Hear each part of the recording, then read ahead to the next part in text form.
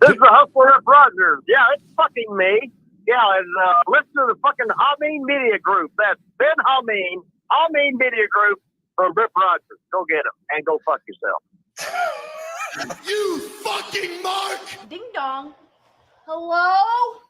سبحان فالق الإصباح. Yes, y'all law infidels, that's right. The declassified access codes have been punched into the Roadcaster Pro as we take off here and turn the key. Get ready for double detonation.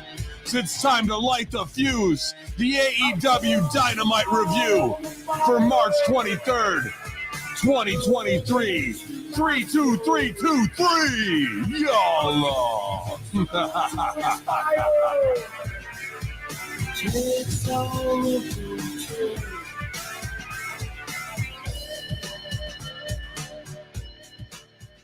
What's good? What's good, fam? Back here at channelattitude.com and streaming live for a free giveaway for the Hameen loyalists, the Haminions, the HMGGG unit soldiers out there. We had another great night hanging in the AEW self-help group at twitch.tv/Hameen Media. So join us, won't you? On Wednesday and Friday evenings, we do SmackDown as well. I'll be doing this week, but then the following week I will be out of the country. So you guys are going to have to party on your own on that one. Cough button 3, 2, 1. But yeah, we had a good time. And right at the end of the show, John Hartnett did the run-in.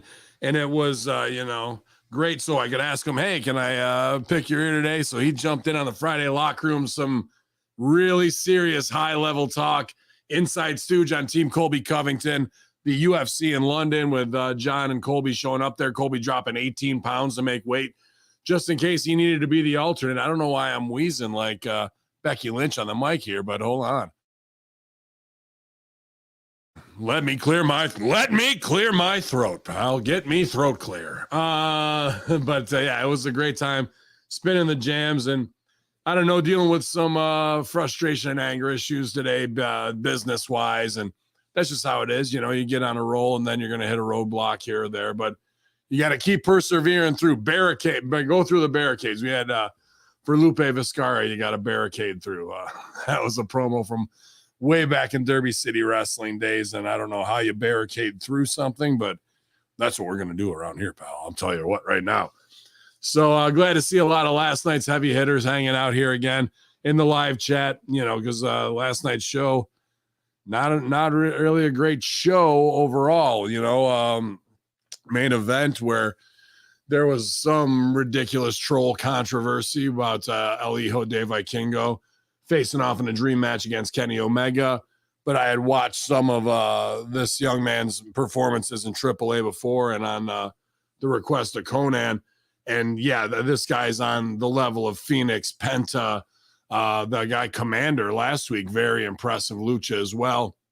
And, it's half a rib, the rope work, comment and whatnot. But that's what these guys really do specialize in is high-flying lucha aerial assaults with, physics and gravity-defying maneuvers before they're pulled to the ground. And just incredible performers, and good to have those guys on the show because old Hacker ain't doing that shit. I'll go out, wave a flag, hit you with a goddamn chain because I'm the best chain wrestler there is right now. I just wrap my fist in a chain and punch you in the goddamn face. That's my chain wrestling. So those guys are phenomenal, and it's Baskin Robbins 31 flavors when it comes to it. So you want to have a little bit of everything, right? And those guys are something special, man. And a lot of people in the live chat who might have succumbed to the trolling of the internet or AEW botches or whatever it is for the ribs of the day, the next day. You got to be impressed with that guy. There's no way you can't be of what the human athletic ability and balance can accomplish, especially when it's trained well. And some people just have it a little more naturally than others. So it was very cool. And I think everybody watching, you can't help but ooh and ah at the gymnastic capabilities of some of these guys is just off the charts. So we'll get to all that. I know RBV is setting up, so hopefully everything's good with him with Spectrum. Who knows ever with Spectrum being on the Spectrum or whatever it is.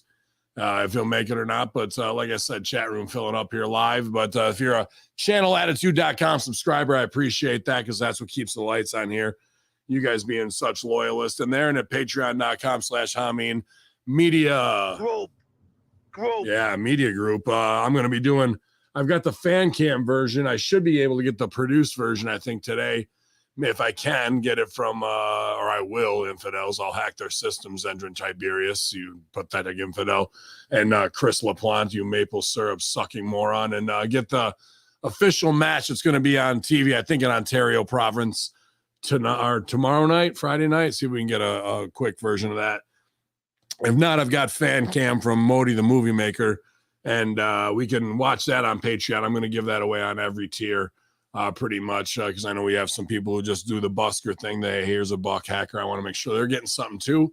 So we'll watch that match and have a good time as well. I see some horseshoegenetics.com users, orders in the chat now. Get your cannabis seeds officially from horseshoegenetics.com. Unfortunately, some holdups with the credit card stuff. Again, it's just the ever-changing stuff. We keep giving them everything from I'm pretty much short of a sperm donation at this fucking point. They've got everything else. And then it comes back because one nameless financier wants something or doesn't. And it's just like, name your price already. You're like, shit or get off the pot. My partners and I have opened a second location locally. We in about 90 days, we're going to launch Horseshoe Genetics nutrient line that we're getting ready now and have to get tested so we can get the labels and everything done. So 90 to 100 days out from there. And also just bought a $25,000 testing lab, and they act like we're not serious about this shit. It's always what frustrates me the most is always having to go through somebody else to get permission to do something, and that they can hold up the process of your success for no reason. And they have no way to gauge anything except for some paperwork. Like, that type of stuff is unnerving to me. And I'm trying to get better at coping with it in my older age and not let it drive my anger. Because, as people say, oh, heck, you're a nice guy or what have you. And, I try to maintain that. But these are the things that make me human and really can set my psychopathic rage off in a completely different direction. I just, after trying to be the boss and being a solid soldier wherever I needed to be in any company, to get to this point, and then again to have to bend the knee, beg and plead, only to get. And the other part is they tell you, yeah, we can do it, and then no, you can't. No, you ain't, man. No, you ain't. And this is the 14th time in 18 months I've been through this, and it's just the frustration. So that's my self-help group promo here. My Bray Wyatt group therapy here on Light the Fuse, man. So business reasons aside, frustration. That's just how it goes, man. It's going to happen. It just means no doesn't mean no. It means not right now. Yeah, man. Frank's Pickle Barrel asked another thing too. Lawsuits keep holding up. Legal licenses, which I'm also up for, because they don't want mom and pop weed shops, all big company, Leafly. They just want to Starbucks it. At least for a while in the 90s, they let mom and pop coffee shops survive until they came in and fucked over the entire industry and took all the artistic and creativity out of it and what it was for a community of artists and coffee people to be able to hang out and commune. And now we're just going straight fucking corporate fuck you everything. And it's unnerving. You know what I mean? It's just, I guess, the last lost generation that thought you could or get back to that. And they're going to find a way to use legality and payoffs and everything else to hold up the process to make sure you never get over, or that they think that you never get your notes to WWE, allegedly, that you'll never be in a position of power. But little do they know about the vindictive fighting spirit of the creative. That's what the machine can never make or overcome. They can only make something that's cold and heartless that emulates the true artistry. Where the rest of us live it. And sometimes it's frustrating battling the system that way. And sometimes you got to go with the tide, because if you go against it, you're going to get dashed against the rocks, and you got to be smart in that way. And that's kind of my point of like how I deal with things now, is the growth of the human experience, I guess. But way too esoteric conversation to get off Light the Fuse, man. Opinion haver, is Timmy on his way? Is Timmy on his way? RBV supposedly is. He's setting up. Let me see if Timmy saw the message. He hasn't seen it in chat, but I sent it to him in text. But yeah, man, last night, things like last night in the self-help groups are always a great way for me to blow off steam. And big shout out to Opinion Haver in the chat, our own vet. I'm uploading the next level review right now. And also the impact review with Let's Go Brandon and the vet is out on channelattitude.com. So can't say thank you enough to the vet for captain and all that. And vet actually popped Von Lilas put out in a shorts and a reel. I think it's probably episode 21 or 22 of DCW, where we're all out at the desk afterwards going crazy, and it's Electrico versus Mason Rage in the finish there, and the winner gets the name their tag team partner to face the Insurgency. So a lot of fun that way. I appreciate that, vet. Thank you very much. Hopefully you didn't have to watch this fucking show last night. I mean, the El Vikingo stuff and whatnot, but there's just, this show's so disconnected, no continuity week to week to week of who's on TV, how does the storyline thread through, where are we going? And then when you think the predictable part and what they thought was a swerve was completely bad business. So it's strange, and I'm no booker of the year, but what do I know? Y'all, man. Yeah, we'll give RBV a couple minutes here and see if not, because I don't feel like doing a 2.5 hour show with 4 people in the booth. It's no slight to the vet by any means. He knows how much I respect him. Quick shots on the notes while we wait to see here. A reported reason why Jamie Hayter didn't appear on the 3/22/23 edition of AEW Dynamite. According to Meltzer Seltzer, he says Jamie wasn't on the show this week. She'll be back soon. But what happened is she had to go return to England for visa reasons to get her visa renewed and everything like that, which is something that happens. All the foreign talent in WWE from time to time, they might disappear for a couple of weeks every year before this. If it's all worked out, it's fine, much I'm sure she'll be back. But she's not there right now. Other visa and passport issues, I saw that Santino Marella, posted in Ireland. He went over there to work a show and do a seminar, and lost his passport and had to stay an extra 2 days. But when he was applying for the emergency replacement, so they had called him and said they found it, but he missed his flight.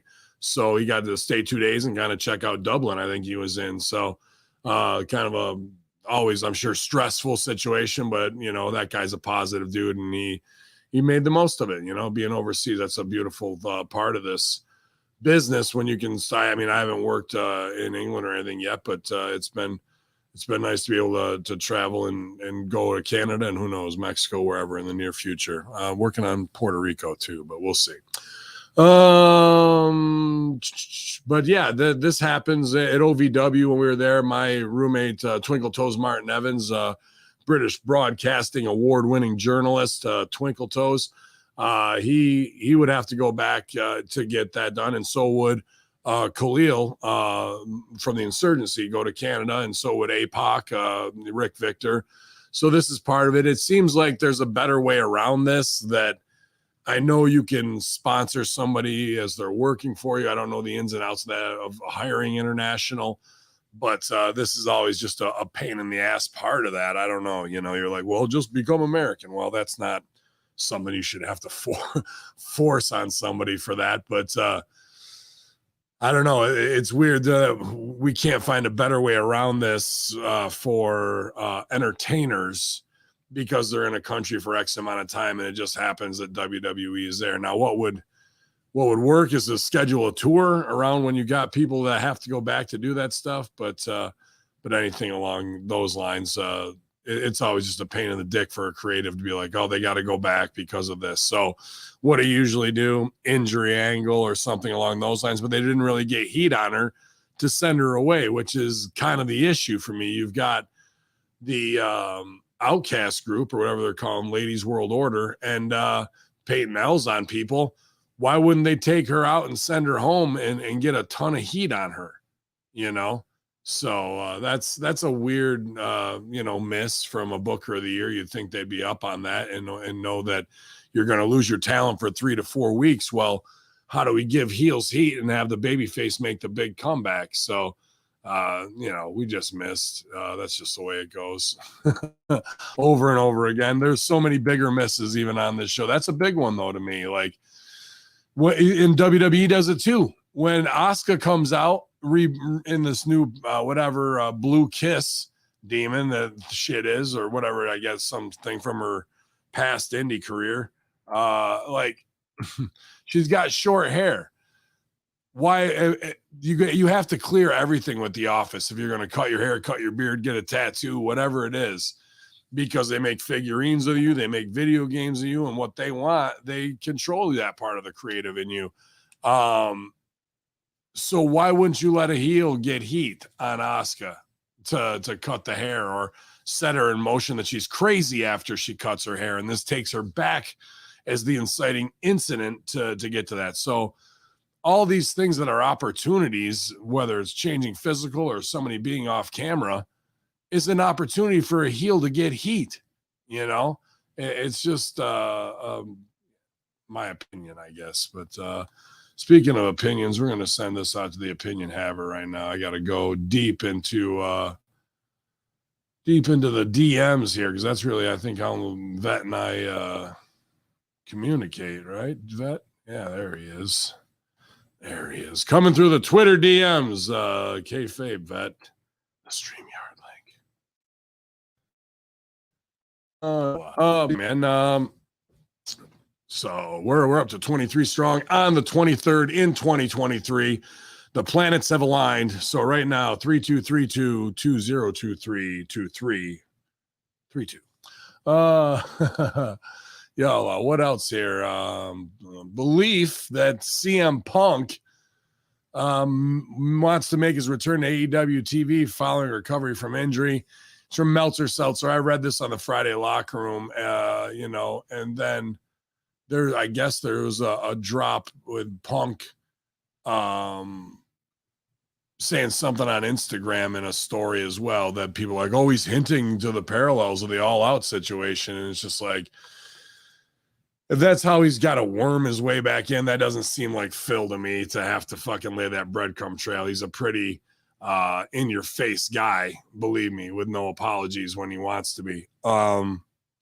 So does he want to come back? I don't doubt it. Look at how they act. But I don't see it with the Bucks, and unless the Bucks and Omega and Hangman leave, Jericho already said he doesn't want him back. It's more trouble than it's worth. You know what I mean? Not to say the guy's not a draw and that he doesn't have good ideas and know how to get over with work, shoot, promos, and angles. Very, very possible, but is all that worth it? Now, he also knows when to strike. They were on the way down. He waited till they were at 1 million to come in and get his payday. But now they're at 850. Who even knows? I don't think the number is out yet. If anybody wants to check, I don't think it's dropped yet. But last week, the last 4 weeks, I think we've seen a trend down after they hit one big number. And there was 850,000 last week. Are they going to be below it? The way this show is booked with no ongoing storylines and the way it opened, I don't see people sticking around. So very, very strange, man. Very strange. Is bigger. I don't have the Vet's music. Vet can come out to my music if he wants. He's the Vet. You don't need music. He just walks out. Hold on a minute. I don't agree with what you're saying. Let the Vet tell it to you. So will Punk be back to get somebody over? I mean, the only way you're going to really get people to tune in is to address and start to work shoot the fight backstage. You know what I mean? And right now, we're not even close to that of what happened on this show to kind of kick things off. But you know what I wanted to mention too? I wanted to give a shout out, a big shout out, man, to the Monster Factory. I just started watching it. I'm only about 1.5 episodes in, but it's on Apple TV. I'm watching it on swatchseries.is. But the Monster Factory has its own new mini series. And so far, it's absolutely excellent. And speaking of excellence, one of the greatest co-hosts in all of Hameen Media Group history, the Vet is in the house. Good to see you, pal. Thank you for doing the run-in. Hey, man. We haven't done anything in a while, so I figured we were about due. Congratulations on your big win over the Yeah, Congus one. yeah, man. I'm sure there were nefarious means involved. There's no way you could take him one-on-one straight up. So I'm going to say you did what was right for HMG and the business overall. Absolutely. Well, I mean, I am one of the greatest chain wrestlers of all time, meaning that I wrapped my fist in a chain and punched him in the face. So I see. that's classic chain wrestling right there. Love it. Wouldn't have done any different myself. But yeah, man, it was a great time up there at Crossfire, and I'm going back. That I'm the #1 contender for the heavyweight championship against Tyler Turva on April 23rd, and then the following Saturday, right outside the missile silo, April 29th, the Immortal Championship Wrestling in Rome, New York, at the JFK Arena, back and to the left. It's a Royal Rumble. And the winner now, it was just for #1 contender. The winner will become the new heavyweight champion at Immortal as well. So 2 world titles coming home to HMG in 1 week's time, Vet. Nice. Well, don't let us down or you'll have to answer to me. Oh, God damn it. I better start politicking with these bookers. That's right. That's what they're saying. Good chain work. That's going to be the new stuff. Chain work. Greater than rope work, and is this Tyler guy susceptible to a chain in the face? Oh yeah, I think he could get it. He's got a pretty baby face too, so he's going to be real scared of some chain work on his face. And he's never worked for AEW, right? So he's not going to kick out of that. No, he's worked for him. He's probably been on Dark actually, so you never know. You never know. You could bring 2 chains then. 2 chains. 2 chains. But yeah, man, a great time up there as always. Sold out of 8x10s. Got to get new shirts done. So merch machine. Picture money, baby. Yeah, well, until you go to the Niagara Casino and trade it, and then they give you back 2/3 of what you fucking gave them. That's just at the exchange, so that's like the worst game. Don't play exchange at the casino. It's gonna end up. Well, you gotta factor in that exchange rate at the table prices, man. Come on. Exactly. And everything's going up in price in Canada, no doubt. But I was just gonna put over, you on the run-in, but I was watching Monster Factory.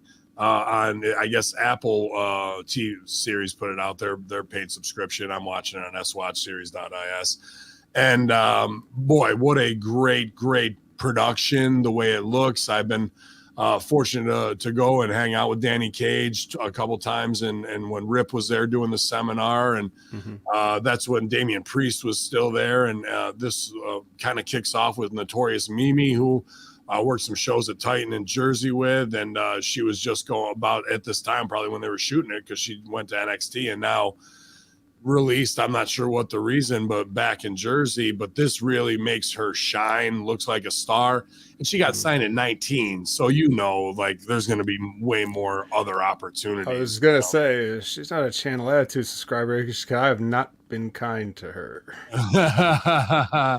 But regardless, that's the punditry, and she hasn't, I don't think, been hot about anything, because Danny Cage would drill it into her head about having thick skin. She'd been training there since she was 14, signed at 19, and whatever the quick turnaround was, I'm not sure. But how Japanese of her.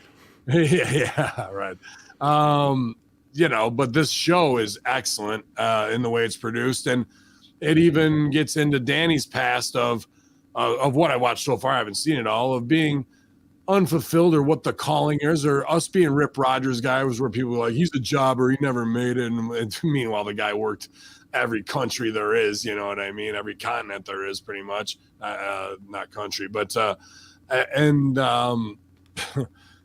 this is the kind of Danny's, where he gets to say, hey, this is what I was meant to do more than anything, maybe, and get guys over. And from Matt Riddle to Damian Priest, Sheamus coming out of there, doing some stuff, Notorious Mimi and others. It is kind of I don't want to say it's a win for all the guys like us that put in all the hours, that have to take it on the chin that, because you were never up there, you don't know shit. Oh, okay. You're right. I don't know shit, bro. Only marks think like that, Ben. Yeah, well. The problem is they've infiltrated the upper ranks. So you're going to have to hear it a lot more.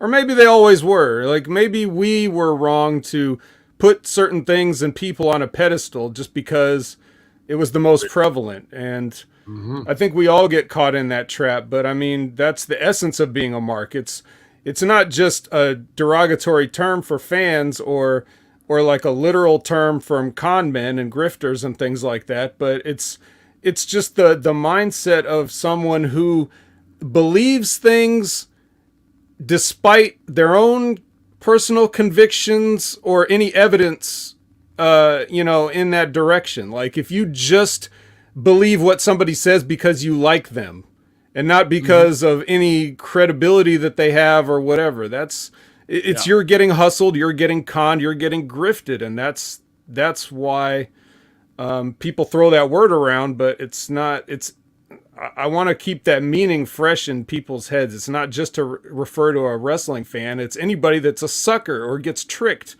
or conned. Sometimes you want to be a sucker to escape. Like that's what we're feeding that. But that's a fan, though. Yeah. Like the words aren't interchangeable to me. Well, it's when you won't cross a line because of your fandom. You're a fan. If you cross that line, you're now a mark. Sure. There is a difference. So we say we mark out for stuff, but we're fans of stuff. We're mark out when we do things that we wouldn't normally do because of some perceived, right? So I don't know. And I like that, that Danny Cage has felt that, like, that fulfillment in what he's doing, speaking just for myself, like, of course people could come on here, and I'm sure they have, and I'm sure they will, and they will, some people probably tune me out because they're like, well, what has he ever done? Who do you ever beat? And whatever. And that I do get that to a degree. But I don't know how many people really know this, but I didn't get involved because I wanted to be under the bright lights as a performer. I just wanted to do something. I wanted to find out how could I help. It wasn't like I needed to be the one. I wasn't the kid at home that saw the Ultimate Warrior or Hulk Hogan on TV and said, that's going to be me one day. I was perfectly happy to let those guys be those guys and me be the little kid cross-legged on the carpet saying, tell me a story. Like, I was always fine with that. But it just got to a point where I was like, well, can I contribute something to this? Because I feel like the effort isn't there. Much the same way, you and Russo recently talked about effort on the Raw review and just how that's the most important thing. So I wanted to get involved and I didn't know how. So I just figured, well, I'll get in on the ground floor and I'll take the bumps and I'll learn so that if I have an idea, someone might say, well, he went through the stuff that I went through. So if he's saying this, it probably comes from somewhere. Like that was my thing. And I walked away of my own volition when I realized that people that are successful in this business, they're not interested in ideas. And you're seeing that more than anybody. You got a whole alleged show about it. So yeah, we're not interested in ideas here. And at that moment I said, I see the writing on the wall here, and I walked away. And after that, it's kind of like, well, what do I do with this college education? I've got this the Harvard education, unemployed. What do I do with all this? And I didn't know what I thought I would do, but eventually one thing led to another over the years, and I just kept accumulating the knowledge, keeping in touch with the product, following up and studying it. And I'm here today. And so thanks to you and your platform, thanks to Vince Russo and the platform, I'm able to do my part, which is I just want to continue to help and train and entertain in the same way. Like, and if Danny Cage is if he can put away that bullshit Mark echo chamber and really get that fulfillment from what he's doing, I think that's great. And I think we all, that's something that we all have to come to terms with in such a crazy business. And, just like Stevie Richards always says about, it's not about how many fake matches I won or fake belts I won. And they had him going for a while too up there, going crazy. And absolutely. So it happens to the best of us. It happens to the worst of us. It happens to everybody in between. You get caught up, but if we can do one thing here on Channel Attitude, I like to bring it back to that focus and like you always say, the real talk that you're not going to get anywhere else. No, and the Friday locker room with John Hartnett was filled with it, and I actually took this one home. And speaking of Stevie as well, I'll probably get heat with him for showing, but I think it's in public. But even The Rock reached out, bro. Yeah, man. Yesterday, dude. So all our love to Stevie, and that's not a judgment on like, oh, a superstar contacted Stevie who was won more belts. That's right to your conversation. Is we're all the same beast, and that these things are the props and what the people sell for. Who's more important? There's a guy who literally had $7 in his pocket.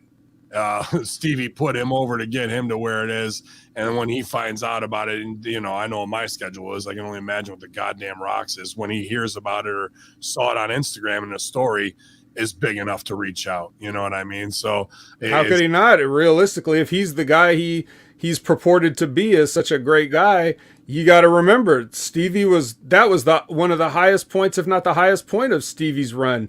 Yep. Was right there alongside The Rock when The Rock was doing big things. Yep. So, of course, the brotherhood is a real thing.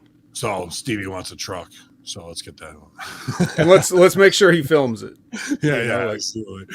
Oh, good ribs all the way around, man. But congratulations to everybody at Monster Factory. I can't wait to watch the rest of those episodes. And to Danny, who's a real DIY guy and left a secure job with 2 little girls and a wife to pursue crazy wrestling school and be the guy to put it all in there. And now it's paying off dividends and have 40 students and everything that's going on there. And that really came up kind of in the end of our era of OVW. So I'm glad that another great facility like that are making top stars and pushing guys that you see their trainees.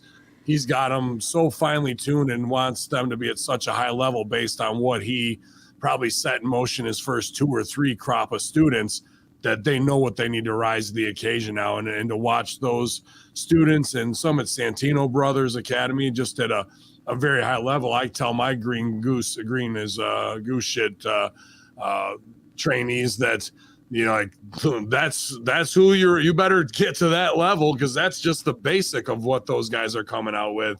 So they start to see it a little bit more and more. And I'm going to make it mandatory watching for this. And just saying, Paulsboro, New Jersey is only about 4.5, 5 hours from here. I think we'll be taking a trip down there soon to check out Monster Factory. But guys, give that show a watch. If you have Apple Gimmick subscription or whatever, you can get it on. If not, kayfabe link swatchseries.is.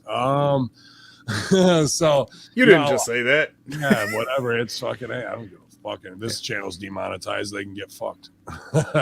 And somebody else who's announcing intent to launch a new promotion is Dustin Rhodes with the Rhodes Wrestling Academy. That's what led me into this story.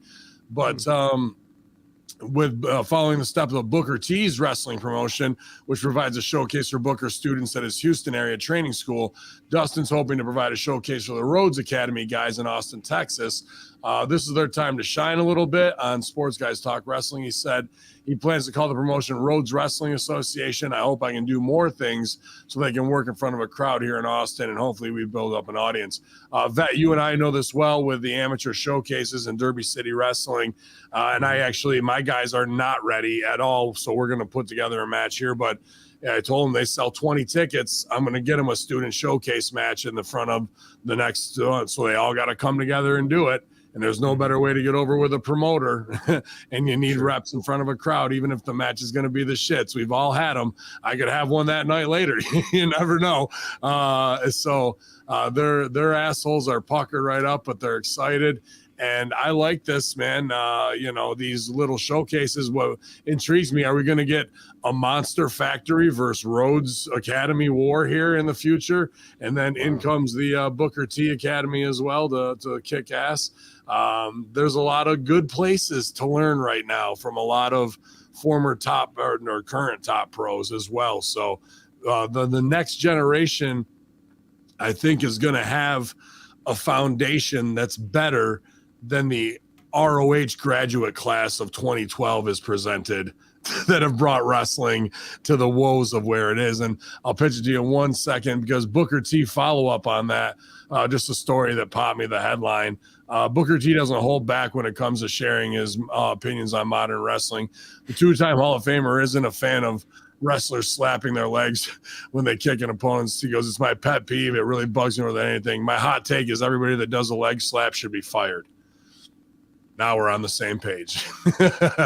So all the way around. But hey, if you guys are in Texas, you got Booker T and Dustin Rhodes to learn from. Come on, son. What an education that'd be.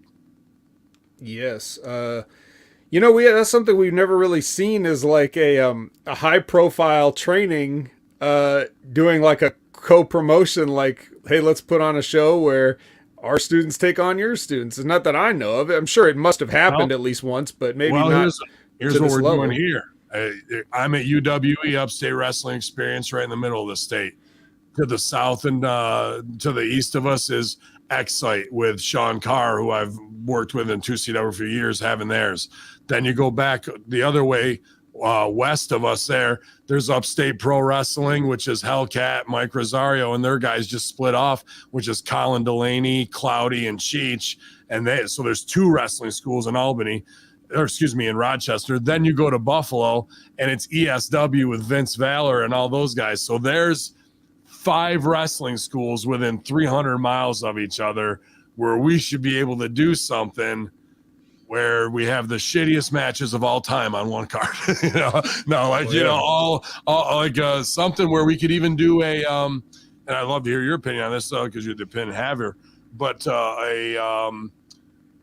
America's Got Talent type judge panel or a Tough Enough type thing, that what was good and what didn't work from that we could feature on every one of those shows, where even if it's a promo battle or a feature showcase match, a tag match, a battle royal, that we label as student stuff, you know what I mean?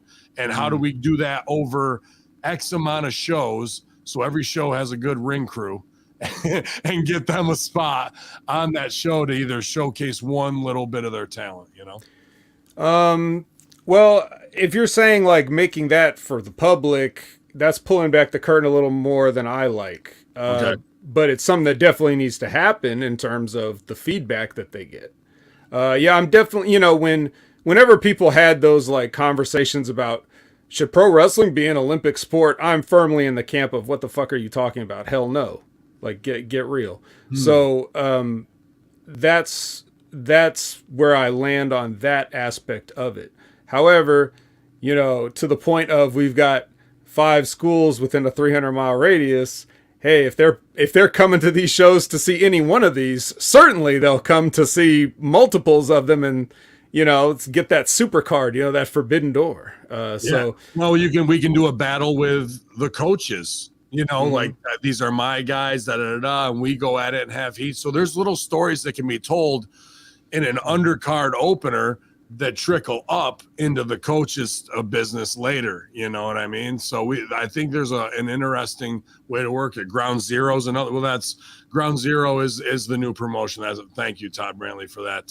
And that's a lot of guys I work with. Chris Worthless, Cloudy, all great dudes and trainers, and they were all UPW guys, and they just went their separate way. But Hellcat, and this is a cool spot too. There's one of these old dead malls, right, that are in every pseudo city there is now. And right next to the Dick's Sporting Goods, he bought a place in there to do a studio, and it's a very cool place to perform. And they had record crowds, and so they've got students and just local guys. That's not even with a big name on the show. And they're drawing. So I'm happy for all those guys, man. That's just more reps for the kids to get in front of a crowd and learn the most essential skill in listening to the crowd and what we got to do. Yep. And what you get else too with if the idea of an inter-school battle or something like that, you're also going to teach these kids that however you decide who's up and who's down on any given night, you're going to have to get them used to that feeling too. Yeah, like, I shouldn't be losing to this guy. Oh, well, that's the coin flip we did, so you're losing. Maybe next time you'll be able to call it in the air better. Like that kind of thing. Yeah, to take all the ego out of it. No, that's a great point too, Vet. I like that. I wasn't even thinking of that, of another positive asset to, because I assume that's why you haven't seen something like that, where like the Dudley School versus the Monster Factory or something, just because they'd be like, well, I don't want my guys to lose. Well, I don't want my, that kind of stupid, again, the Mark bullshit. So not to say that I just threw out two names that people would know, not to particularly call them out, but just, to give examples. Not saying either of those guys would be like that, but I assume, that's probably some of why we haven't heard about something like this before, is maybe a little bit of that. Well, that's the short-sightedness of wrestling, because them working together and having that is what develops a whole new national touring company at a very low price with young talent that's trained the right way. And you can go and run the small civic centers. You can go run the high school gyms. I don't give a shit what it is, the colleges, and put something together and make money. And those guys could be the next Ganyas and take it back to territory days if they wanted to. So again, ego gets in the way of making dollars, and it's ridiculous always. One thing last night that was hot with the trolls leading into this, and Don Stevens was on his game, deleting AEW botches and Kenny Olivier stuff this week. But she was still a part of meme culture. But they were pretty critical of who's El Hijo de Vikingo and all this, man. And I think they gave him a solid shot last night, and he delivered. But and Conan even, after tonight, you guys are going to know who he is. I had watched some of his stuff on Conan's recommendation, and he is just right up there with Penta, Phoenix, that guy, Commander, just unbelievable athleticism. But what gets me hot is we get the package of who this guy is 12 minutes before the match. Like, no lead up, no heat, no introduction, no international stars, or what is Kenny's dream booking. Like, that's got to be a new angle where Kenny's going to get his dream matches. And on that is to be revealed, we're going to pick number 3, and it's El Hijo de Vikingo. Roll that footage of who this guy is. You know what I mean? No lead up. So now he's got to go out and have a cold match with no character of anybody expecting anything, and just going, you're going to see, watch and wait. So we're setting an expectation that, again, is almost immeasurable to be able to meet. I like that. Okay. Sometimes. The problem is that's basically AEW's MO since day one. It'd be different if you had lead ups and lead ups and lead ups, and certain talent makes us a surprise debut, which we've seen. Other talent that's lesser known maybe gets a package here or there, even though a lot of times they just showed up randomly in the same fashion. But it's okay to have like a, who the hell is this guy? Because that exactly was the buzz for this. And we'll see how it played out in the ratings, if it mattered. Even though, like, I'm of the camp of belief that, the ratings are kind of based on last week's show, because it's like when you see a drop off, it's because they didn't like what they saw last week, so they didn't tune in this week. That's a great point. That's a great point. A lot of people get really hung up on the overnights, but it's like, that's not necessarily totally accurate sometimes. So, so I did like it. I'd never seen Vikingo before, but I'd heard a lot about him. Like I never went to go look up footage of him or watch any of his matches because I didn't have to. I knew I'd see him at some point. He'd come across my table, and I was excited to see it. And I like that mystique about it. I like that this whole hype was, who the fuck is this guy? And it's like, well, that got those people talking, those same people on the internet. They're going to watch or not watch regardless of anything said. Whoever it was that tweeted out that thing, like, if you have time to type who and hit send, you also have time to Google. I've said that many times in the past. Yeah, and like my comment the other day about wearing your ignorance as a badge of honor. Sickening. People are just love to tell you how much they don't know or don't care about something in an era where everybody has the entire world in their pocket and they never have to not know anything in public again. Like anytime someone asks you a question you don't know, you can just be like, hold on, I have a text message. Okay, yeah, back to your question. Yes, the answer is the Battle of 1772, or like that. That's we don't have to do that anymore, but people are actually proud to not know things. And it gets annoying. You know what I mean? It's really everybody just saying, hey, my opinion matters. And guess what? I don't give a fuck about this guy. So who is El Hijo de Vikingo?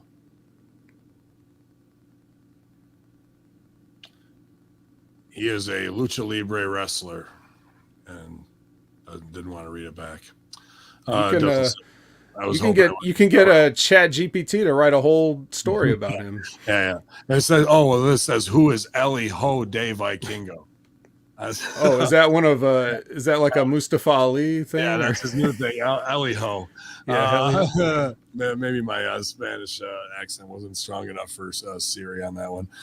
But yeah, man, I just want a little bit more build, but I like your point on that of the out of nowhere and the surprise factor. And it was Tony Khan himself who did that. If you can say what, you can Google it, but he's blaming it all on hate bots and all that bullshit. But, you know, you can have Don Stevens pull all that stuff down. All you got to do is tell the story a little bit better, and it's going to take away all these trolls' power, you know? Well, that's kind of the thing with my point there of liking that. I'd like it a lot more if it wasn't a broken clock at 1 or 2 times of the day. You know, like it's always going to be right eventually, but it's everything else you do. Like you've done this so many times that people have cause to react the way they react when you tell them, hey, here's some guy you never seen, get ready for it. Right. Of course they have the right to do that. But if you only did that once in a while, people would get even more hyped. Like, we never seen him. I got to see this. You know, like that's the whole point. And people who watch that guy work that lucha style, you're not going to look away because at any moment, if something went wrong, Paralyzed, and Omega almost did. He came down, spiked right on his head. They were putting it over, all that. And I'm like, sell that. Please sell that. No. Okay, we're right on to the next one. Todd Brantley's comment right there. That says it all. Wrestling fans, let's see here. Sorry, going on. Wrestling fans, it's a great time to be a fan. Also, wrestling fans, who the hell's El Hijo de Vikingo? El Hijo, who the hell's El Hijo? But y'all, we're gonna get Hijo here, you guys, as we break down March 22nd, AEW Dynamite. Again, appreciation to the vet jumping in here, man. So, save my voice and also keep it real with me, man, because there's nobody I really fear more in the OVW locker room than the vet, to be honest with you. For what reason, I don't know. I just always had that reaction. Just had one of those faces, I guess. It's just one of those guys. So we kick off the show with the Young Bucks getting loaded into ambulances. Well, get me 2 ambulances. And you know, it's alluded to that it was House of Black who they'd been feuding with. And then Hangman Page, should I stay or should I go now? I'm going to go. He's like, fuck this wrestling show. I don't really like it that much. And he goes with them. But they reel out Matt Jackson, and Matt's not even like laid out. He's like, I think he was playing Nintendo Switch or something. He was like he was fine. Not really on the cell, not bloody, nothing. So did he slap the ambulance door himself when he got loaded in? Yeah, he slapped it. Ha-cha, daddy. And then the door almost doesn't close, and Hangman almost falls out of the back of the ambulance, and then we're off to the races that way. But then we go from that back into, we didn't have it last week, but we had it the 3 weeks before that. We're kicking it off with Orange Cassidy in the backpack with Darby Allin and Sting out of nowhere versus Butcher and Blade and Kip Sabian. No reason to tie Kip Sabian or Butcher and Blade together and or Darby Allin Sting with Orange Cassidy. In fact, last week during the bar mitzvah when they marched out Darby Allin, he just cut a big promo on the locker room and Sting was nowhere to be seen, and it had nothing to do with Orange Cassidy. The heat was with MJF, and now we've got a shitty 6 with no reason why to kick this show off. Sting hasn't been here for a while, right? Too not really. Just doing he wasn't with Darby in the last couple of weeks. There was since he told him he's got to go out there and do it himself, right? Versus Hobbs or whoever he won the title off that time. And this is the one too where they showed in the picture-in-picture or something that they had like a house show and they beat them up, like the Butcher and Blade beat them up, and that's why this was happening. Yeah, and then I just saw, I didn't watch it all, but Pepper or Blade cuts, a wrestling promo yelling about how they kicked the shit out of him and he just slipped over on him or whatever. But Kip Sabian and Cassidy to kick this off, and it just seems carny clown. And we're saying last night in the self-help group, that is this gonna get people to stay all the way to El Hijo de Vikingo, which is all that you've really billboarded on this show? And my answer is no on this. And the cute spot where Sting does the Orange Cassidy thing, and then he comes back, and then Sting threw a hell of a line on him, beating the shit out of these young guys in there. But I don't know, man. This is a strange way to start this show off. But it's babies up in the end. Obviously, it. Stinger, Darby Allin, and Orange Cassidy after Scorpion Death Drop connects. At one point, Stinger's got him in the Deathlock, and dude, Butcher and Blade were hammering on Stinger. He just stood there and took it. He probably told him to lay it in on him, but I don't know, man. The biggest overall of not just this show, but many. You can look at the booking sheet and know exactly what the finish of these matches are and who's going over every time. Sure. Yeah, not too much to add to it. When I see Kip Sabian, that makes me want to hit the 2x speed. Usually when I see Butcher and Blade, it makes me want to drag the progress bar. But they didn't, neither one of them had, there are beautiful ladies with them. No Bunny, no Penelope. So what use are they? Just a bunch of dudes? This is a real sausage fest. Yeah. But it's fine if you like that kind of stuff. Orange is, people like him, and everybody likes Darby and Sting. I actually like all those guys. They're fine. So this is just letting them beat up some people, I guess, just to feel good. Hey, watch these guys beat up some people, and then we'll move on. It is a bold move, to your point about are they going to stay, but I guess I don't know. I don't know if Bunny would want to do it, but I don't know if any of the women would want to do it. But it's sex sells. Both the girls should have been out there. Those little viral videos of girls doing power slap on each other's asses. Could easily have, if we're doing comedy kick spots, we could have had the one girl point at the other one's ass and slap it, and then she points at hers and slaps it, and then we get into a ass slapping competition until one of them Blade has to go down there and separate them, or they got to separate their own wives. Shit breaks down, yada yada. Darby Allin fucking coffin drop off the top to take the guys out after we get some girls ass slapping. Did you forget what company this is? We're not going to do anything sexy here. Sorry, Bill. Stop. How about Sting slaps Orange Cassidy on the ass, but in slow motion? And he gives him just a little pat instead. Now we're getting somewhere. Post-match, Darby Allin stares up at the Double or Nothing banner in the arena. We love staring and pointing at things. The video package is then aired with all the pillars discussing why they deserve a shot, and MJF is shown telling them they have to earn it. They are not pillars. They look like junior high schoolers, freshmen, sophomores at best, and it's ridiculous to keep referring to them as that, because if they are the pillars, that means the foundation of your the whole company stands upon them, and that is not a foundation I would put a lot of faith in. Well, that's something they said early on in the company, and they kind of had to stick with it, even though they added many more pieces. But a lot of those pieces, had a lot of miles on them too. So I get what they were saying. But those guys aren't the pillars, if you're even to say it. It's the Young Bucks, Omega, Cody Rhodes. That's the four pillars in the cornerstones. Well, one of those guys isn't there. And so they're all in there. They're all approaching 40. I think that, again, that's what they... All of those guys that are in the ring aren't pillars. They're buddy hires. They're not. They didn't go and work Khan to get the fucking thing started and take the PWG and 2CW momentum and Cody's WWE and Dusty credibility and form it all up in order to work Khan into getting this thing started. None of the Jungle Boy, none of those guys did that.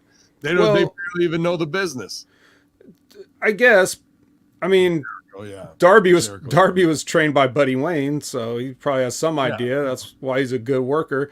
Jungle Boy, I don't know whose friend he was, but we know whose son he is. That's the PWG Hollywood Mark shit right there. But they're still not using him right. If that's who his son he is, why? Yeah, well, he should be a sex symbol. Tiger beat Tiger Magazine instead. Let's put him with a guy in a big dinosaur mask, and we bought the rights to some stupid song that these nerds want to sing for no reason whatsoever. Instead of getting max value out of him, having being Mr. Hollywood Playboy, second generation Dylan McKay. No, you're Jungle Boy. Cool, let's go, guys. That's going to do well for us. Yeah. You're a pillar now. You're a pillar. Okay. You're a pillar.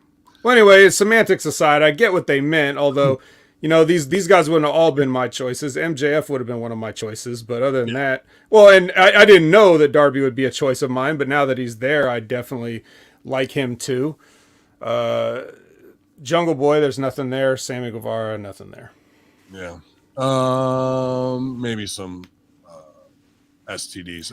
And it just revamped Wrestling 2K said Penelope was there, so I apologize if I somehow missed her. Did you see her? I didn't see her on the outside spot. You mean she was there in the building, waiting for the match to be over? I don't know what. Then we get Guns versus Top Flight again. Here we are. You know who's going over before the bell even rings, but that doesn't,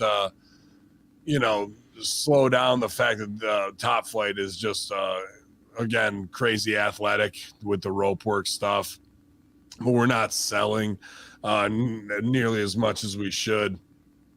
Plenty of false finishes here, but really the Kingdom runs out at the end to distract, and we do a plancha onto them, and then that leads into the finish clean with the Guns over the, what do they call it, shatter machine or some shit. And then we get a face-off promo at the end with FTR coming out, which is the real business. So it's a get-over match for the Guns and some TV time for the other guys, but you know who's going over. And, dude, FTR looks small compared to the Guns. I don't think the Guns were that big, even though Billy's a pretty big man of stature. Them standing by their dad before, they didn't look big. Dude, FTR looked tiny compared to these guys. And Austin Gunn's just screaming in their faces, there's nothing that they can offer. He says it over again with more and more intensity.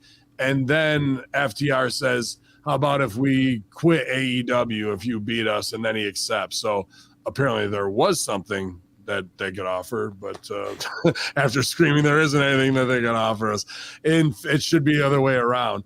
Say there's only one thing I want, nothing you can offer us. There's only one thing we want, and they give you the match. If we win, you quit AEW, and then it's on them to have the reaction to be like, fuck, if we lose this, we're out of here. So they got it backwards. I'm no Booker of the Year, and these guys claim to be the greatest tag team champions of all times, but they get the simple business wrong. Yeah. Well, what do you expect? I don't know. I haven't had a chance to discuss this with you, but personally, if the Guns weren't their dad's sons, I don't see any reason why I should be watching them on television at all. Like, they couldn't be any blander. The shit that they do, it's not heelish enough to get heat, and it's not entertaining enough to be entertaining. I just don't.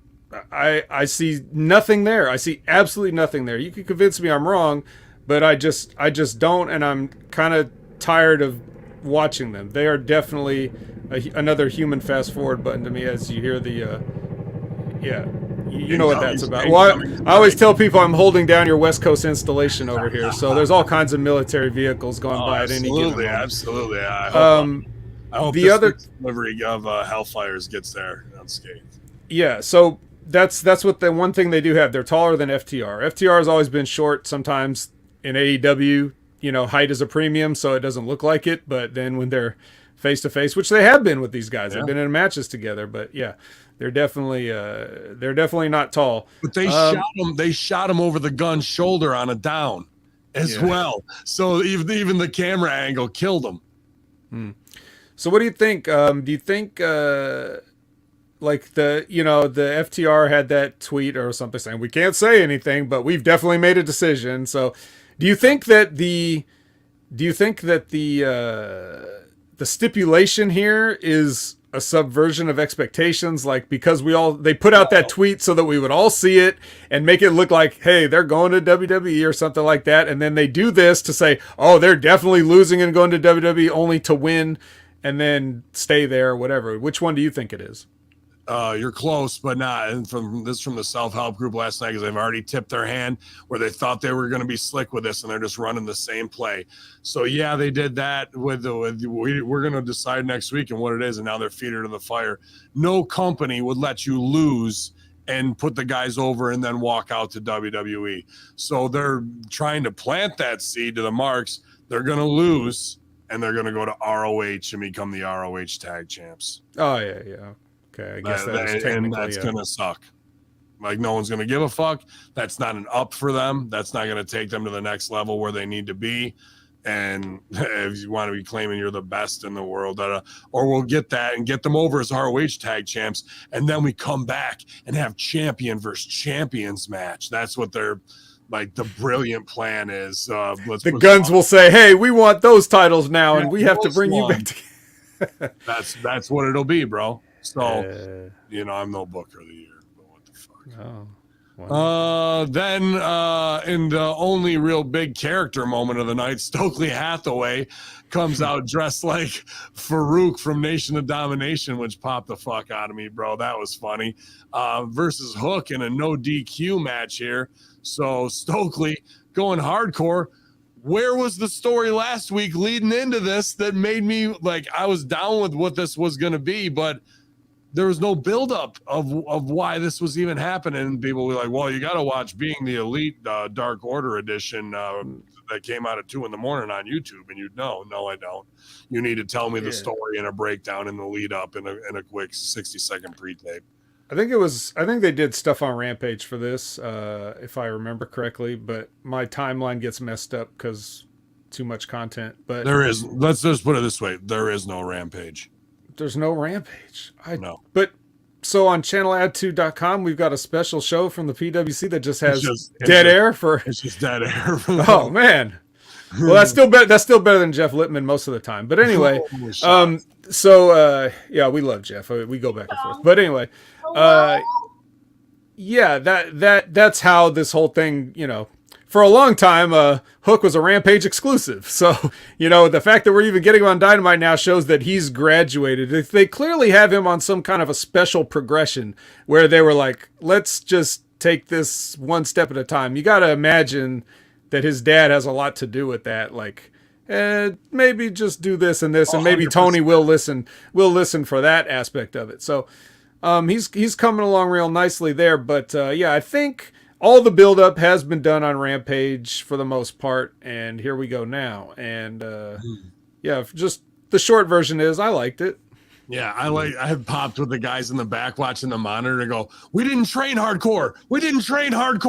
And they're looking around. That stuff makes me laugh, dude. That's all it takes. And dude, Stokely took 3 nasty bumps on the outside on the floor. One would have been plenty, pal. You're a manager. One bump is plenty on the floor for anybody, let alone 3. Right. And then a big T-bone Tazplex onto the railing that was in the ring as well. And easy pin, and Hook pulls him up only to choke him out, insult to injury. But here's the problem. When Stokely Hathaway is the most entertaining match on your show, well, I won't say that. Dave Viking. But this was good. I just wish I had been watching a story on Dynamite for the last couple of weeks that would pay it off, or smarten me up over the course of 2 weeks where a happening in that story happens on Dynamite. And if those guys have been on Rampage, then do the payoff on Rampage, but draw the Dynamite audience and clue them in, because I'd say half, if pretty much, half, right? 300 to 400,000 is what's watching Rampage. you could get that number up if you would play out the story and some of the details of intrigue to get the payoff to happen over there that we would want to see. Because maybe, but that's a tree falls in the forest kind of thing. Sure. And I think that's one of the reasons why they try to split stories. They want to get eyeballs on Rampage because they're bleeding, they're hemorrhaging viewers, and they're just trying to start some stuff there and pay it off on Dynamite to then bring it back to Rampage and so on and so forth. And they definitely, billboard this stuff on both shows, and they'll tell you what's going to happen on Rampage at the end of every show. Like right before the main event, you have Excalibur doing that breathless read of all the stuff that's coming, and most of us just tune him out. And that's why we miss out on it. But, in reality, the thing that, I always bring up, but a lot of people don't seem to talk about is just that, who the hell is watching cable television in 2023? Only old people. So right. They're just not, they're asleep on Friday night. They've got, they're not trying to stay up and watch Rampage. And I know you would always bring up the point. It's like, hey, you just had a 2-hour lead in from SmackDown and now you can go over it. Well, for one thing, that's network to cable. So if you don't have cable, you ain't going to do that.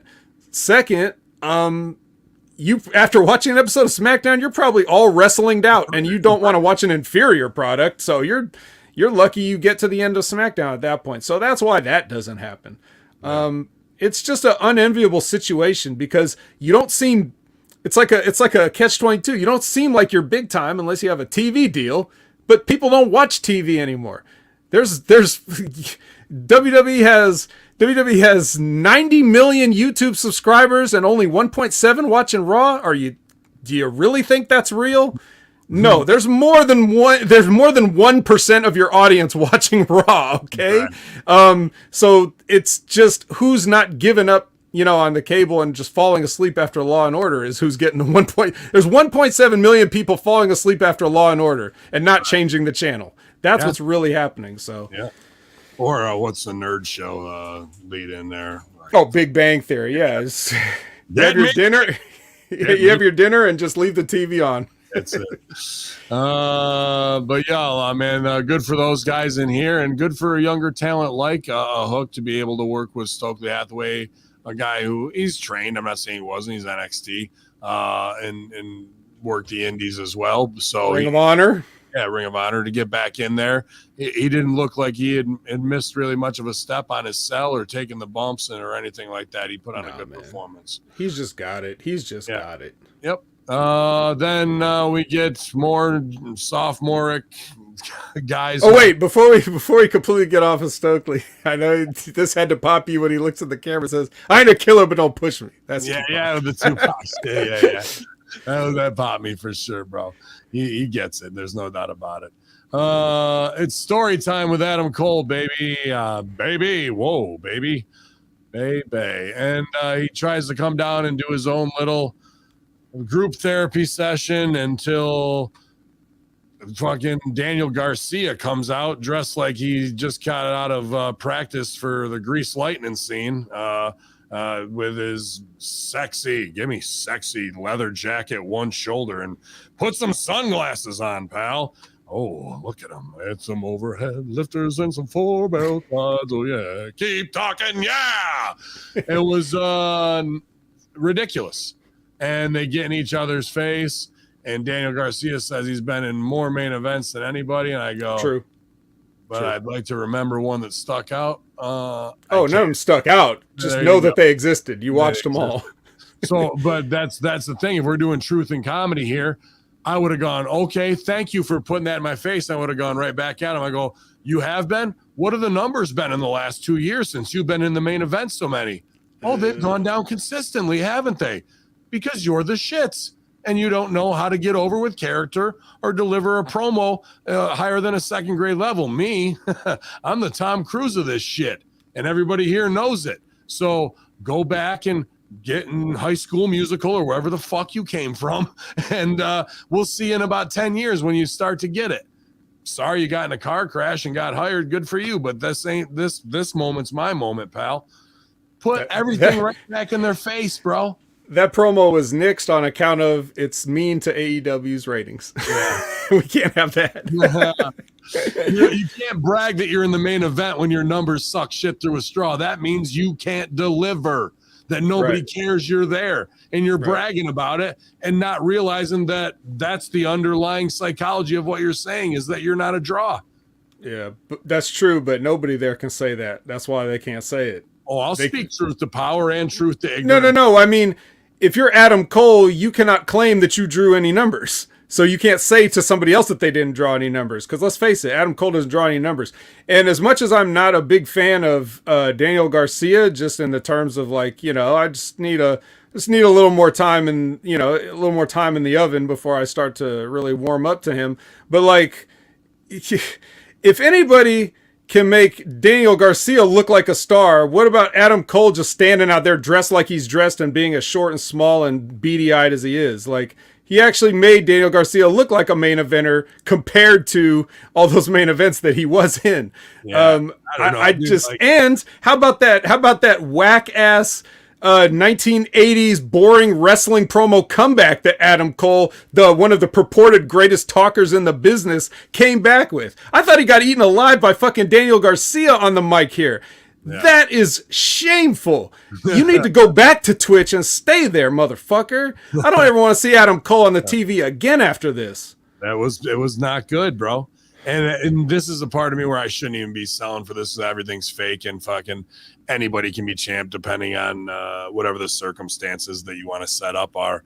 But I'm just tired of looking at these guys that they call the pillars, or I'm the best at this shit, and they look like sophomore in high school that if they got into a lunchroom fight, I would come over, grab them both by the fucking back of their neck and march them right the fuck out, and there's nothing they could do about it. I'm tired of these dudes that are in their 30s who look like they're 12 acting like they're fucking tough guys with a one and done anything, clothesline, belly to belly suplex from a real man.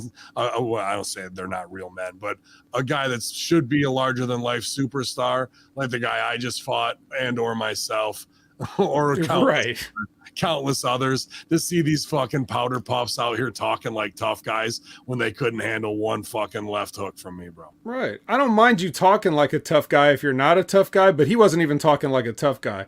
Congo Kong would floss his teeth with Adam Cole. But that's beside the point. The point is, Adam Cole comes with a lot of clout and hype, and I just don't, just never seen it. And he's by the way, one of the, public enemy number one leg slapper. So let's fire him. Yeah. And just refuses to work his size. You know what I mean? That's one of the biggest. That's one of the things that's like, he's dead to me. Like when I've seen him work enough matches and you just refuse to act like you're small, then it's one thing if you are small and you work it and you sell it. Right. It's the same old. Like you're never gonna see Darby Allin like throwing guys around. He knows he's small, but Adam Cole does. He works the same size match with everybody, and then the one thing that he's supposed to have, that mic skill, he ain't got it. Yeah. Just really ain't got it. Not here anyway. So that was kind of embarrassing. Yeah, this segment was not good.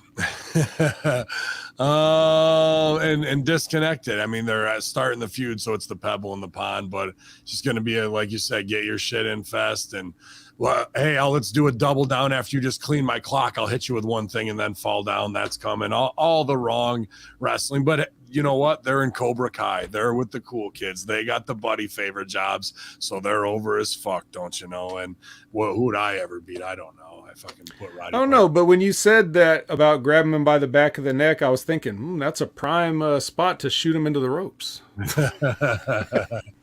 Omega's shown backstage with Don Callis. Omega admits he should have gone with the Young Bucks. Callis says them going to the hospital might have been the best thing. He's in a singles match and he's back. Callis then says the god of pro wrestling is back and starts tonight after the interviewers try to go in there and get a word. But it's just to show that, his friends got hurt and his mind is a little off here, which would have led to a believable victory for El Hijo de Vikingo because his boys are hurt. But instead, we set the fucking possibility of that in motion and pay none of it off. So this promo plucked a string that didn't echo longer than this promo. I got nothing to add to that. Yeah. You're 100% right. Then we get John Moxley versus Stu Grayson in the epic battle of Dark Order continuing versus the Sons of Blackpool or whatever the fuck they are. Yeah, it's a tale as old as AEW, really. Like, yeah. So Grayson, who left AEW out of frustration, Tony just needed him back for that one-off to pay off this big business between Blackpool Combat Club and them. And I guess he re-signed last week, and they're putting over Grayson, who I've worked with Uno and Dos on as Super Smash Brothers on a lot of AEW shows. Great tandem offense. They get it. They've worked all over the world. But at one time during, I just want to say this real quick before I forget. At one time, they, when AEW was doing empty arena wrestling there for that dark period, they actually, when I was watching their matches and stuff, they were like the only tag team that was trying to have a tag team match. Everybody else was doing let's all just get in whenever we feel like it, and let's just do a bunch of spots and bury the ref and all this. They were the only ones that were actually, trying to have like a classic, tag team match. So, and wasn't Grayson? I didn't know he was frustrated. I thought it was something to do with his Canadian visa or some shit. Am I wrong about that? It might have been. I thought there was some frustration in there, though. I'm sure there's frustration for lots of people, but I think that's why he had to like go sort that out in Canada or something like that. I don't know. Could be wrong. But what got me, like, they're like, he's a three degrees of black belt in jiu-jitsu, Muay Thai, and Taekwondo or whatever it was. How many kicks did he throw last night? Didn't see. One shitty wrestling. I might have been dragging the progress bar again when I saw John Moxley. So yeah, dude, no kicks. Like, you're putting this guy over of having that, and you're expecting him to come back with a fucking roundhouse duck one, whatever it is, Muay Thai teep, flying knees and shit. Nothing, none of that. We get none of that after they put it over. I go, wow. The black belt who doesn't use any of his fucking skills, just pro wrestles. Okay. Get me Tong Po. Yeah. At least he would have fucking used it. But Moxley does what Moxley does, except for bleed. And the over was minus 250 last night. There would be blood. We're 2 weeks in a row with no color. He is getting color on the house shows where it's most important, though. Mm-hmm. Yeah. Well, I mean, if you're going to go to a house show, you expect to get your money's worth, right? To get some plasma on you. Mm-hmm. Bulldog choke. Front headlock with knee strikes. Grayson gets out of the choke with a cannonball, hits Moxley on the back, but then the back-flipping kick, the Pele kick, which takes Moxley down again, and the two men end up on the top turnbuckle, and Moxley hits the Avalanche Death Rider for the win. Of course, that's how it would have to be. Winner John Moxley again. Here's the fourth match on the show. Don't even need to watch it. Can circle it and walk away and know exactly what the fuck's going to happen. True. Then we go to the ladies, and it's more cake than you can handle. Shout out to the production crew at AEW, where sometimes they want to objectify women and other times they don't. And these girls got all the assets to get over and keep people from turning the channel. And they were showing them last night. Not a bad showing by either of these women, really. Sky Blue, but again, here Sky Blue's going to get eaten up. I'll eat that up, pal.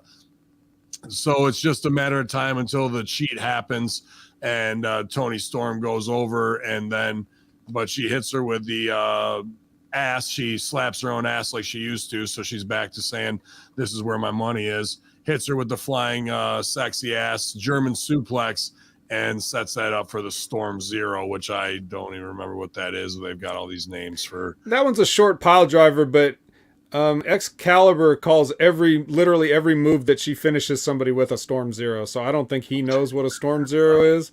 It's actually, just for anybody that is curious, I think it's like the Japanese Four Loko.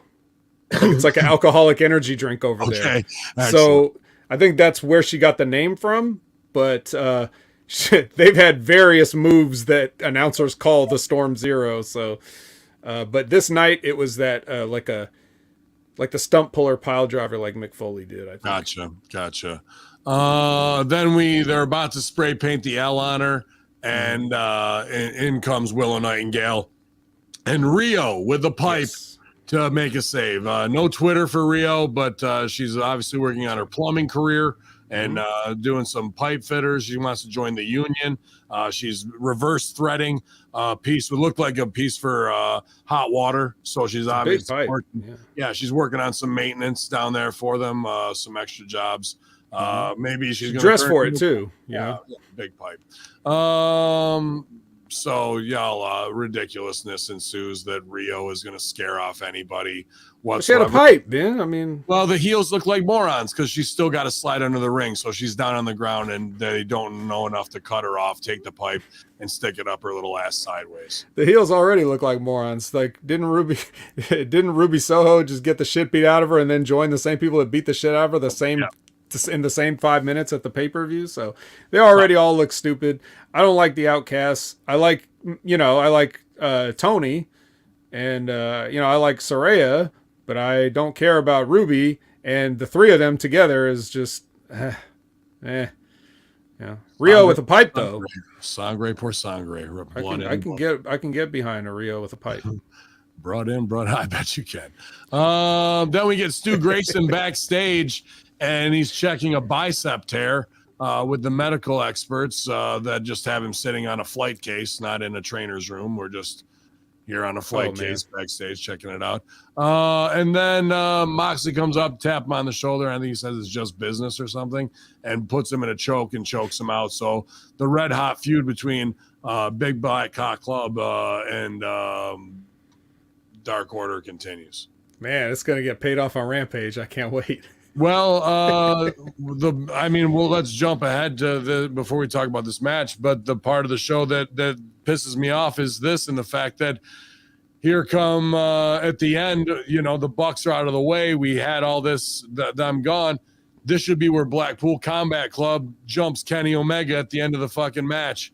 Instead, it should have been House of Black that does it. Instead, it's Blackpool Combat Club out of nowhere. So they have a feud with these guys over here and even get more heat post-match when they're really baby faces, being ex-WWE guys who enter through the crowd, which is a baby face thing to do, not a heel thing. Then they do heel heat, but these guys should know better, right? And then they do the run-in when it should have been the other team that took out the Bucks in the beginning. So I don't know where the psychology and any storytelling of continuity goes in this whatsoever to have Blackpool Combat Club be the guys that ran out at the end. I don't know either. I guess a lot of people just hate the Elite. They're just the most hated guys. They're crawling over each other to get at them, especially when one's alone and vulnerable. Oof. And then back comes the ambulance and outruns Hangman Page, right? Is that what happened? I think so. Yeah. But before because you know how like when you get to ride in the ambulance as a civilian, and you know how they always drop you back off where they picked you up. It always doesn't cost you an extra $1,000. Take me back and hit the sirens this time louder! Yay! He should have. I'm a cowboy. He should have rode his horse back. That would have been fun. Or followed the ambulance on a horse. Like, let's go, Trigger, when he gets up on her. Yeah! And fucking off we go to a medical facility. But y'all, man, completely insane. And then Paige comes for the win, and Don Callis like grabs his hand and to pull him back, but then Don Callis takes a bump to make it look like the Eddie Guerrero spot. So Omega's like, "Did you just punch Don Callis?" As in Don Callis is driving a rift between the Elite because he sees Omega as a single star, and now's not the time to be with those guys. So all these little things where Khan thinks it's like, oh, see how these little, and then if you go back 8 months, you'll know that once we got to the big rift at Poker Chip Tournament 2 All In, whatever the fuck, that I set it in motion there. Yeah, dude, that's not anything. That's ridiculous, way too on the nose shit with Callis taking a bump. And by the time you get to pay that off, Omega might be out the door to WWE anyway. Yeah. They got to understand that just simply doing things is not writing a story. It's just Right. doing things. You know, like a story can, like if you sit down and write like a novel, you don't just put a bunch of words that you know. They actually have to form sentences and, you know, develop, you know, situations and characters. Continuity. And Yes, we have no exposition, no continuity. The heels that we are conditioned to that would have done the deed are now subverted, and these other heels that weren't in the story are in it, and you're like, okay, choose your own adventure. Let's go down. Turn to page 44. You go down a hallway and a boulder falls on your head. Oh well, that's a better way to end this show than that right guess there. I'm going back to page 1. Yeah. Did they also, speaking of stories, maybe it was on Rampage also, but did you see the thing where Don Callis is like, you know, like when they were in Winnipeg and they picked up Takeshita at the airport, like he's trying to like, he had like a taiko drummer there and like a bunch of people to welcome him in. That's good. That's good. Yeah, that's good, but we didn't see him on this show. So like, again, not continuing, not being consistent with it. Like you got to have that kind of stuff. If you're going to do stuff and plant those seeds, you got to at least get a little something on each show.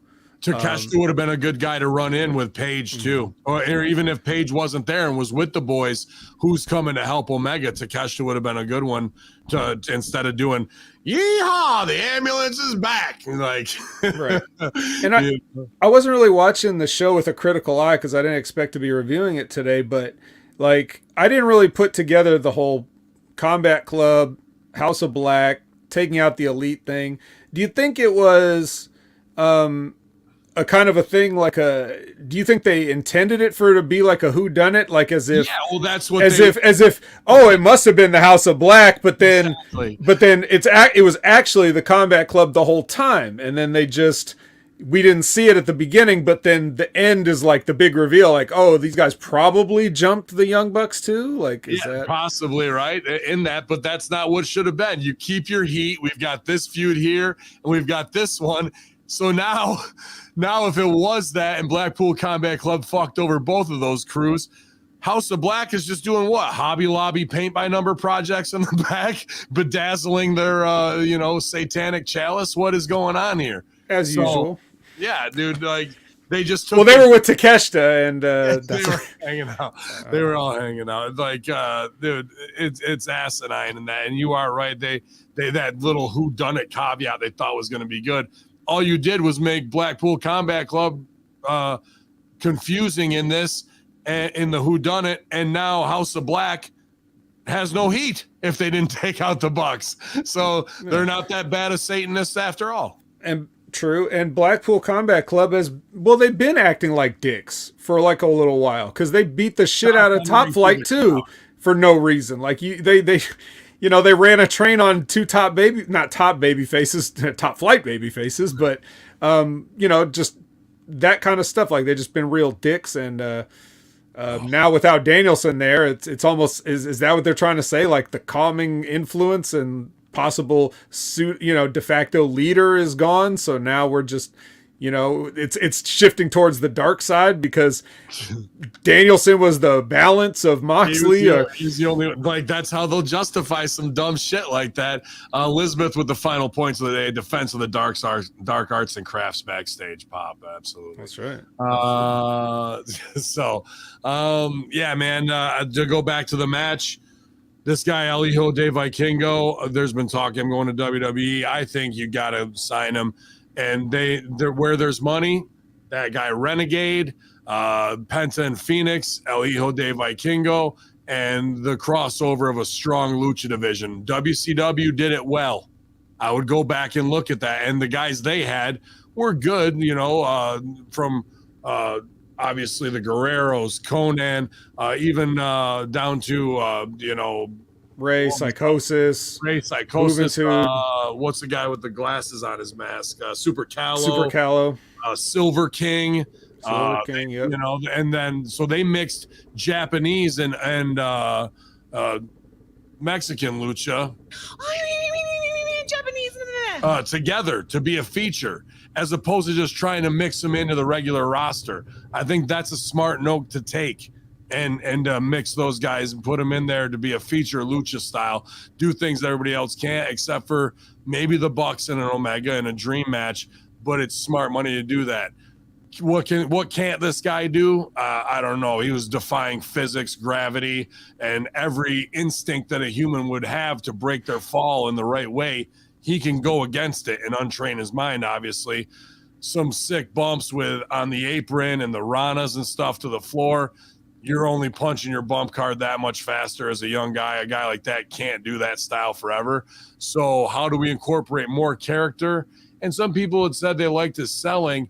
That was my biggest note. A lot of times he was selling down with his face on things that were big, where he could flop over and be up and do, and maybe that's just the difference in Mexican wrestling, or wearing a mask where you're not emoting as much. You know what I mean? You emote more with your body.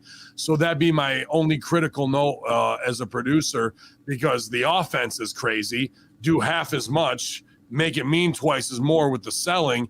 And in America, you got to start practicing selling with your face up a little bit more and showing us that. Yeah.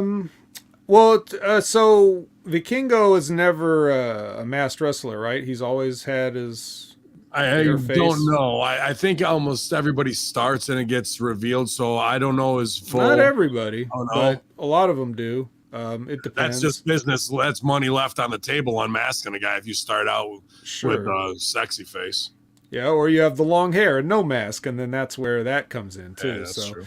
So yeah, I don't know, but maybe somebody in the chat knows, but that may explain, like if he never had a mask, then there's no excuse not to sell. But then again, sometimes they don't like to overly sell in places like Mexico and Japan, not necessarily because they don't know how or they don't think they should, but part of it is like selective timing. Like, for example, they just don't want to sell to make it obvious that they're hurt.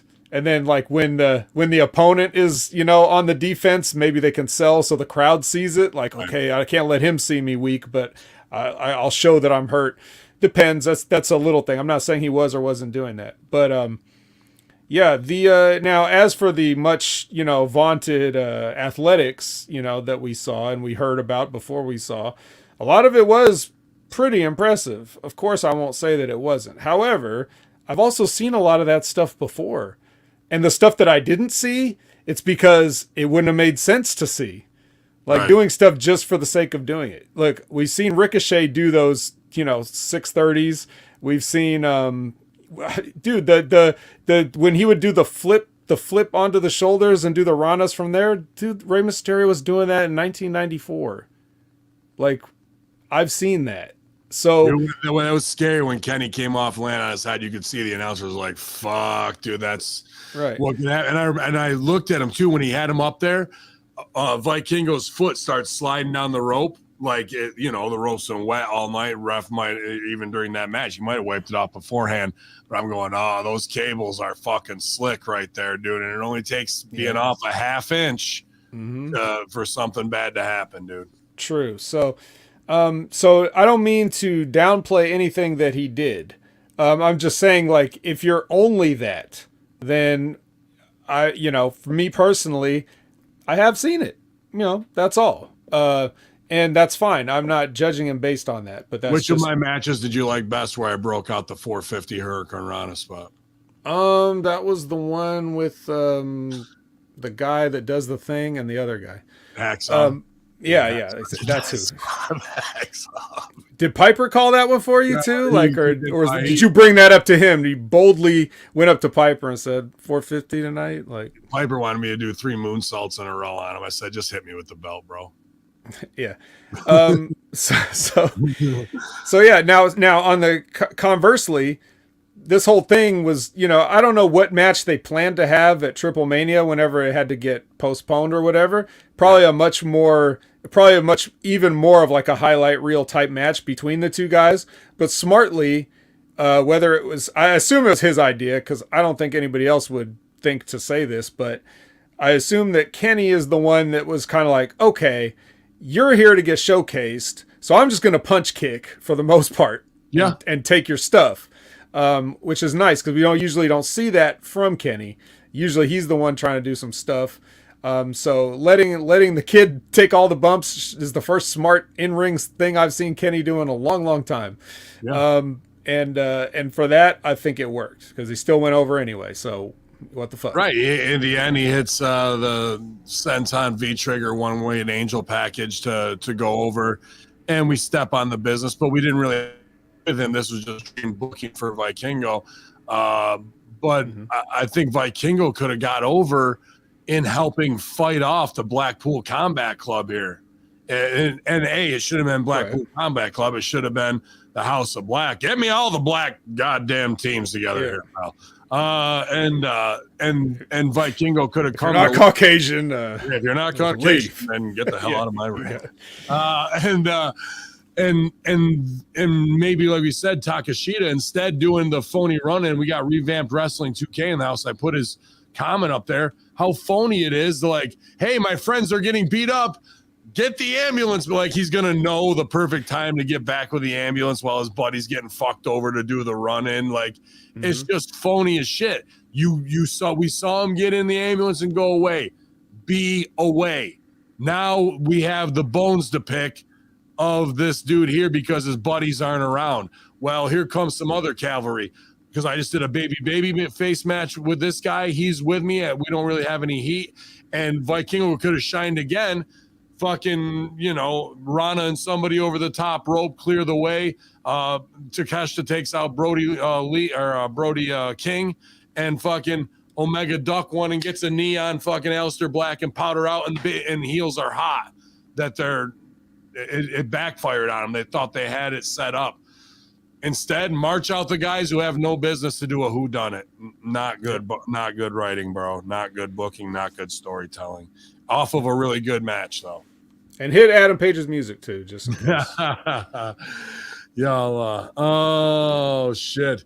But man, you're the hero of the day here at HMG, bro. I can't say thank you enough for doing the run in. I always love spending time with you. So a blessing in disguise, man. Absolutely. To spend some time with my OVW brother, dude. A master's degree in psychology and in-ring work, and glad he can share it here today on Light the Fuse for sure. So what's going down in the vets world, man?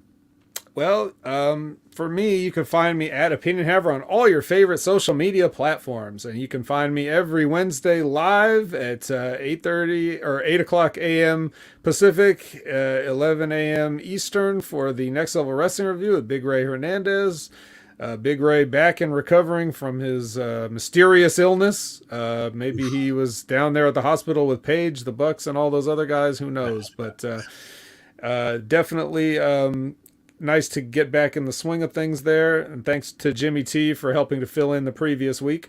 Impact Attack, as you pointed out, with Let's Go Brandon. Every Monday live at 6:30 p.m. Pacific, 9:30 p.m. Eastern. Even if you don't like Impact, hey, maybe you'll like us talking about Impact. And even though we're lamenting the severe lack of moose, Ben, I don't know if you're aware of this, but rare moose sightings. Moose is an endangered species on Impact, which is very, very concerning for a Canadian-based company. It's interesting you say that because friends with him on Facebook, and he put out that he is taking independent bookings, select bookings through the spring. So not being booked on there. And I know when he re-signed, he was a high price guy for them, in re-signing that contract. And now maybe there's downsides and they just can't afford it. And that's where the fat's getting trimmed a little bit. Not that he's fat by any means, but that to not have him on your show, paying him a top dollar, and then seeing that's interesting. Worst of all worlds. Yeah. Hey, let's just pay you a bunch of money to not do anything. It's the most ridiculous thing I've ever seen. So commiserate with us on endangered moose every Monday. And then that's pretty much it for me. Of course, I always plug Wrestling with Rip Rogers every Friday. Absolutely, with a guy we came up with too, Brad Maddox, big interview there after 10 years, kind of talking the realness of what went on, how he was told to leave. Like that's even a part of the story aside from the sex tape stuff, but going all the way back to the Ali G days that kicked it all off, man. It was good to see all that too. Yep. So check that every Friday, and sometimes I pop in and say hello there as well. So, Cool.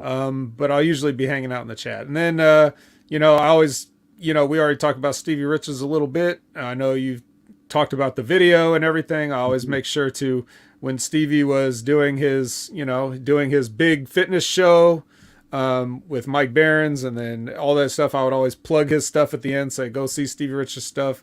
The latest thing is this. And even besides his video explaining what happened, he's still putting out, stuff that he had in the can with equipment reviews and other things too. So you can't stop that guy. You cannot stop him. It makes me feel good knowing that he's got enough energy to get that stuff out little by little every day before he makes his big baby face return. I think he's working this whole thing. You know what I mean? He's going to come back. Yeah, Rock's going to give him a free truck. He's going to come back to Channel Attitude. He's going to get dropped off in an ambulance. Yeah, all that shit. I got to run in. I got to get a horse now. All this kind of shit. But yeah, obviously we're thinking of Stevie always, and it's slow progress, but every day it's another step forward, and we're thankful for that, man.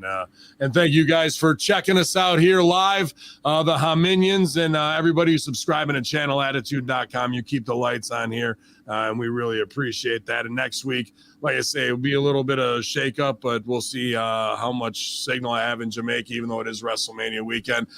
No better time to hang out with the Hameen Media discussion group than right now for the Pick'em challenges, because it always starts after WrestleMania. That's our new year for the new one. So get your choices in, and we'll see who's the top dog on the leaderboard there. We have a lot of fun with it in the watch-alongs as well. I'll be back on this Friday night to do the SmackDown Live self-help group, get a little bit of that Mexican sauce in me, and that'll be a good time for everybody, man. So y'all love that. Thank you, buddy, for joining us here today. It's Hacker Hameen, the veteran opinion haver, exclusively here, Hameen Media Group. Y'all.